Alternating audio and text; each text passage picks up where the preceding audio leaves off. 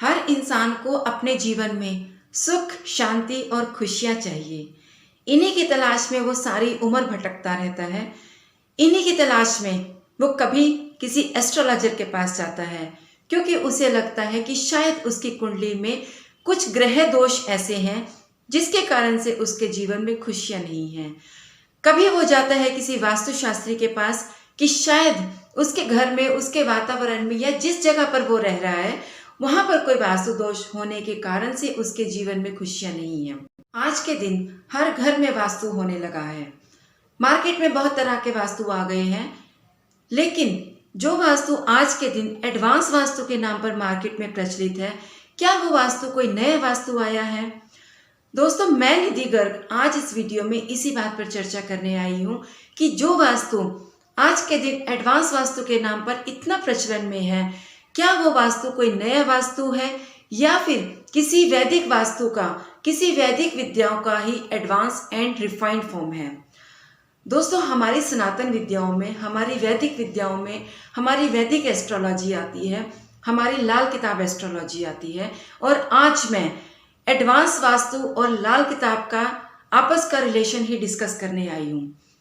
Advance vastu में बोला जाता है कि पूर्व दिशा में शनि का सामान ना रखा जाए, क्योंकि वो सूर्य की दिशा है। लाल किताब में कुंडली का पहला घर जहां पर कि सूर्य उच्च का और शनि नीच का होता है, इसीलिए वहां से हम शनि का सामान हटा देते हैं ताकि पूर्व दिशा में शनि का सामान आने से शनि वहां पर नीच का प्रभाव ना दे, और क्योंकि अगर वहां पर शनि नीच का प्रभाव देगा तो उच्च सूर्य के प्रभावों को खराब कर देगा। अब हम बात करते हैं कुंडली के दूसरे घर की। लाल किताब के अकॉर्डिंग कुंडली का दूसरा भाव नॉर्थ वेस्ट, जहां पर चंद्रमा उच्च के होते हैं, और एडवांस वास्तु में नॉर्थ वेस्ट में सफेद घोड़े रखवाए जाते हैं। सफेद रंग चंद्रमा का और घोड़े भी चंद्रमा के ही कारक हैं, तो ये भी कहीं ना कहीं लाल किताब के रूल को ही अपनाया गया है कि नॉर्थ वेस्ट में चंद्रमा की चीज को रखकर वहां पर चंद्र को उच्च का कर दिया गया। कुंडली का तीसरा भाव दक्षिण दिशा। दक्षिण दिशा में मंगल का आधिपत्य रहता है, इसीलिए वहां पर एडवांस वास्तु ने लाल रंग को लाने के लिए और अग्नि को लाने के लिए रिकमेंड किया है। कुंडली का चौथा घर, कुंडली के चौथे घर में यानी कि नॉर्थ ईस्ट में मंदिर बनाने के लिए रिकमेंड किया जाता है, क्योंकि लाल किताब के अकॉर्डिंग जो गुरु ग्रह होते हैं, जुपिटर, वो हमारे मंदिर को रिप्रेजेंट करते हैं, और कुंडली के चौथे घर में गुरु ग्रह आकर उच्च के हो जाते हैं। एडवांस वास्तु ने कहा कि नॉर्थ ईस्ट में लाल रंग नहीं होना चाहिए।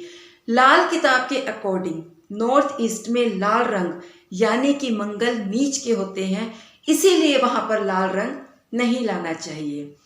कुंडली का छठा भाव उत्तर दिशा, जहां पर राहु उच्च के हो जाते हैं और वहां पर बुध का आधिपत्य रहता है।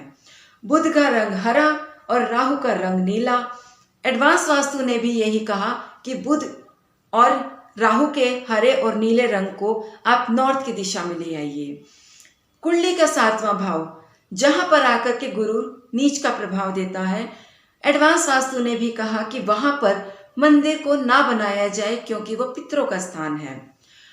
कुंडली का नौवां भाव जो कि घर का ब्रह्म स्थान है, नौवें भाव में केतु उच्च के हो जाते हैं, इसीलिए वहां पर गुरु का सहारा दिया जाता है, और एडवांस वास्तु में भी घर के ब्रह्म स्थान में केतु का स्थान मानते हैं और वहां पर केसर का छींटा दिया जाता है। कुंडली का 10वां भाव पश्चिम दिशा। पश्चिम दिशा में यानी कि कुंडली के 10वें भाव में मंगल उच्च का प्रभाव देते हैं, और एडवांस वास्तु में भी पश्चिम दिशा में यानी कि कुंडली के 10वें भाव में किचन बनाने को बेस्ट डायरेक्शन माना गया है।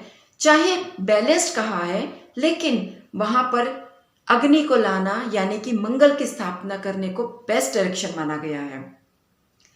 कुंडली का 11वां भाव शनि की दिशा। एडवांस वास्तु ने कहा कि वेस्ट डायरेक्शन यानी कि शनि की दिशा में 11वें भाव में लाल किताब के अकॉर्डिंग जो दिशा लाभ स्थान है, एडवांस वास्तु ने भी कहा कि वहां पर लोहे की तिजोरी यानी कि शनि का सामान, लोहा भी शनि, तिजोरी भी शनि, वहां पर शनि की तिजोरी रख देने से आपको लाभ मिलते हैं। कुंडली का 12वां भाव, जहां पर साउथ ईस्ट और ईस्ट साउथ ईस्ट दोनों ही दिशाएं आती हैं। साउथ ईस्ट में मंगल, अग्नि को लाना अच्छा माना जाता है, क्योंकि लाल किताब के अकॉर्डिंग भी माना जाता है कि अगर 12वें घर में मंगल ग्रह आते हैं तो वो कुंडली के सारे दोषों को हर लेते हैं। वो वहां पर आकर जो राहु होते हैं, राहु की शरारतों को भी कंट्रोल में कर लेते हैं और बुध को भी कंट्रोल कर लेते हैं। वहां पर ESC के पार्ट को भी माना जाता है। और कुंडली के 12वें भाव में केतु उच्च का प्रभाव देते हैं। केतु डस्टबिन का भी कारक है, इसीलिए एडवांस वास्तु ने कहा कि ESC में डस्टबिन रखना अच्छा माना जाता है। इसका मतलब क्या हुआ कि पूरा का पूरा वास्तु, एडवांस वास्तु लाल किताब पर ही आधारित है।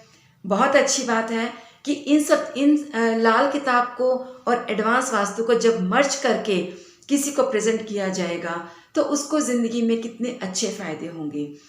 लेकिन दोस्तों, कुछ लोग YouTube देखकर या थोड़ी बहुत नॉलेज लेकर ही जब इसको अप्लाई करते हैं तब कहीं ना कहीं उनको कुछ प्रॉब्लम्स भी आ सकती हैं। जैसे एडवांस वास्तु बोलता है कि अगर आपको साउथ ईस्ट की पावर बढ़ानी है तो आप वहां पर हरा रंग कर दीजिए। लेकिन लाल किताब के अकॉर्डिंग साउथ ईस्ट कुंडली का 12वां घर, अगर वहां पर बुध आ जाएगा यानी कि हरा रंग आ जाएगा तो वो जातक के यानी कि जिसकी वो कुंडली है, जिसका वो घर है, उसके बिजनेस को ठप कर देगा।